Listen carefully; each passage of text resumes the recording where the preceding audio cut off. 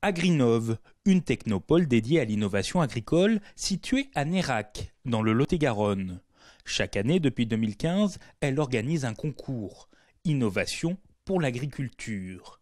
Il s'adresse aux entreprises ou porteurs de projets qui ont une idée innovante au service de l'agriculture. Il a fallu attendre 6 mois pour connaître les lauréats 2020 du concours.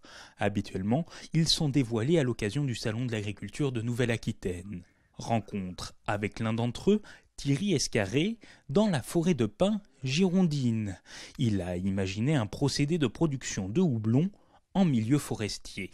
Dans une forêt de famille, une forêt de pins maritime, à Saint-Aubin donc, dans une vieille histoire de famille de sylviculteurs, de paysans à exploiter la forêt du temps plus du gémage qu'aujourd'hui du bois. Mais la forêt est là toujours, exploitée par des sociétés, des coopératives forestières.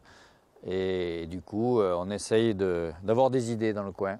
Vous voyez une corde à laquelle est entortillée une plante dont on peut se douter qu'elle est grimpante.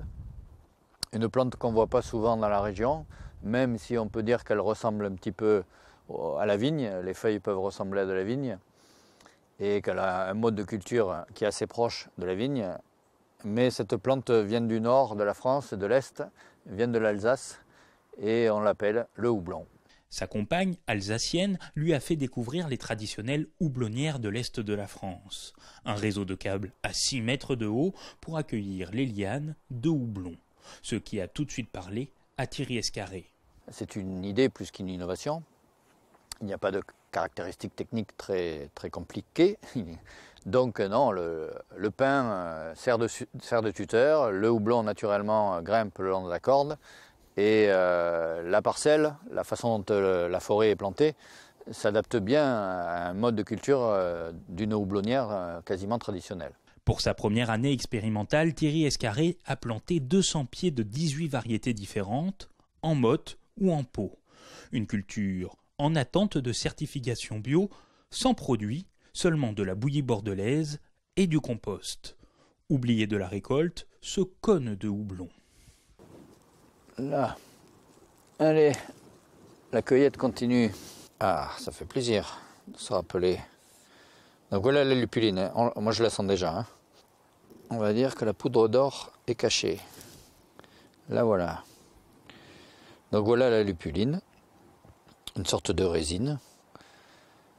Donc la couleur jaune représente cette poudre qui donc, une fois la fleur séchée et stockée, va rester à l'intérieur et donner le parfum amer ou l'arôme de la bière. Ça sent très bon encore. Donc c'est cette odeur que nous avons eue dans le nez pendant les 3 jours de récolte, et bien c'était fort agréable. Un résultat de récolte motivant, même s'il aurait sans doute préféré en avoir plus. Son houblon intéresse déjà des brasseurs girondins. Cependant, il a gardé le fruit de sa première récolte pour peut-être lui-même réaliser sa bière. Pérenne, nous n'avons rien à faire sur cette parcelle à part un entretien minimum avant le printemps prochain. Nous allons observer effectivement là, la capacité de reprise en fonction des variétés et des différences. Nous allons voir comment la plante va s'adapter au terroir et vivre. Donc ça sera l'année 2. Il y aura peut-être une nouvelle année 1 en superficie beaucoup plus grande sur d'autres variétés. Mais ici, ça restera parce que, comme certains houblonniers le disent, les premières années ne sont pas si représentatives que ça. Il faut attendre vraiment quelques années pour que le houblon s'installe. Il a bien fallu trouver un nom à cette houblonnière forestière si particulière. On a nommé notre houblon, qui est le fruit de la récolte, la fleur des pins. Donc la fleur des pins, quelque part, si on ne pensait pas au houblon, existe. C'est la fleur qui va donner naissance à la pigne de pin.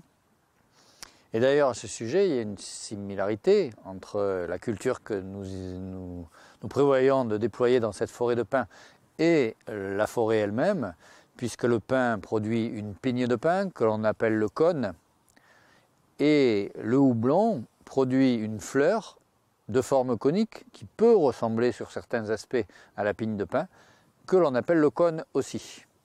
Donc quelque part, on réunit les deux en appelant notre houblon la fleur des pins. Ce projet l'a fait candidater au concours d'Agrinov Innovation pour l'agriculture. D'autant plus qu'il s'inscrit dans un certain dynamisme pour la filière de houblon dans la région, avec l'entreprise Open, Terre de Houblon, récompensée en 2018 et hébergée depuis par la pépinière d'entreprise d'Agrinov et qui travaille à la mise en place d'une filière complète de houblon dans le sud-ouest de la France. Oui, alors Agrinov, au-delà du classement et du prix qui nous attribue donc une dotation financière de 5 000 €, on va dire directement, nous offre la possibilité de bénéficier, toujours pareil, sous des conditions de prestation de services ou d'installation, puisqu'ils ont une pépinière agricole. De par leur nom aussi, ils rayonnent sur l'innovation agricole. Donc de faire partie d'un espace pour valoriser un brevet, c'est l'idéal d'être en relation avec eux. Et je le répète, ils ont déjà un pied quelque part dans la filière du houblon. Donc ça n'aurait pas eu de sens de ne pas me rapprocher d'Agrinov.